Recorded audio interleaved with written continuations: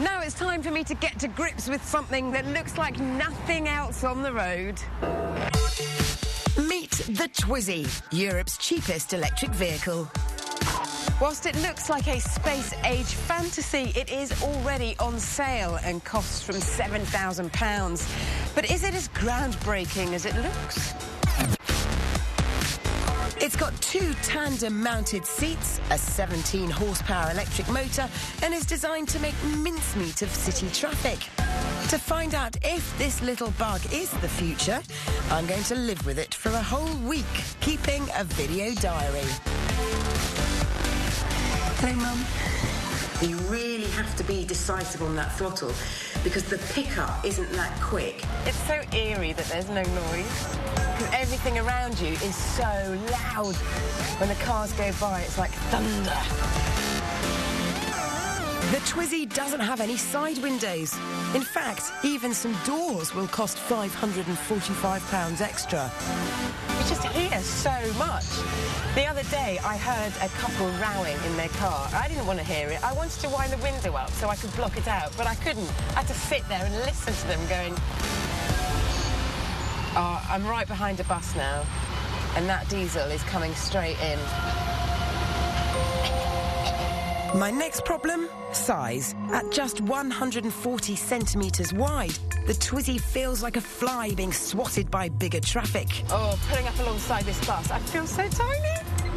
Safety is a big issue for me, so I would never take my child in that car. I feel about as big as a bus wheel. However, there is an upside to such tiddly dimensions. Oh, superb. The Twizy doesn't have power steering, but as it weighs just 475 kilograms, parking is easy. Its chassis is tuned by Renault Sport, makers of our favourite hot hatches. However, it's not one of their better efforts. It does crash a bit over the road imperfections. Most electric cars are expensive because of the cost of their batteries. The Twizy is cheap because you just rent the battery for about £45 a month. They have a range of 60 miles and take 3.5 hours to recharge at a cost of £1, assuming you can find a plug. Can you believe it? This block of flats, 5 years old, and there are no plugs visible.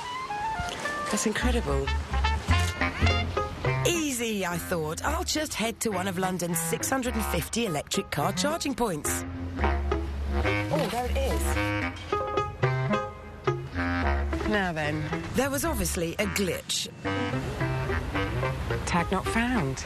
Either with my account card or the charging terminal.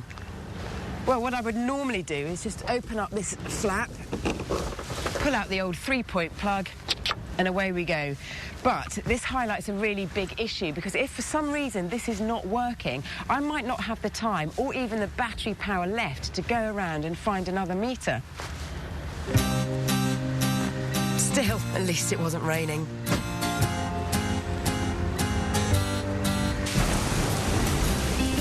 Well, I've got water coming in over the tops of my doors.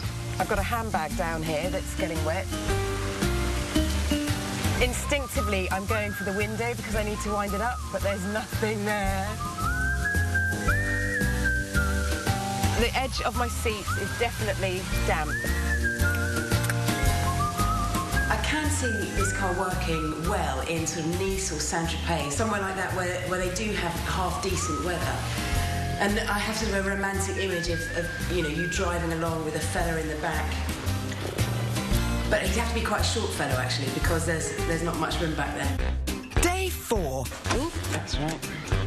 So I'm off to Heathrow. I'm going to go to Scotland, but I can't actually drive this car all the way to Scotland. It's only got 62 miles on its range, and Scotland's about 600 miles away. Woo-hoo! 50 miles an hour! I've just come off the M4, and I am a bit shaky because I was the slowest thing on the road doing 52 miles an hour. And if I got into any trouble whatsoever, I just couldn't accelerate out of it. I eventually made it to Heathrow, where I was delighted to learn that they could charge the Twizy's batteries while I was away.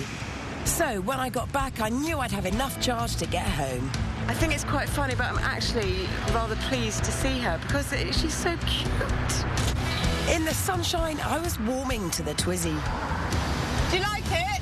Oh. It should be seen as an alternative to a scooter, not as a replacement for a car. No matter what the man on the street might think, my week was up and we ended on a high. I'm sad to see it go because I really like it. It's cute, it's easy to drive and it is fun. But I'd like it even more if it was properly protected against the weather. That or I move to Barbados.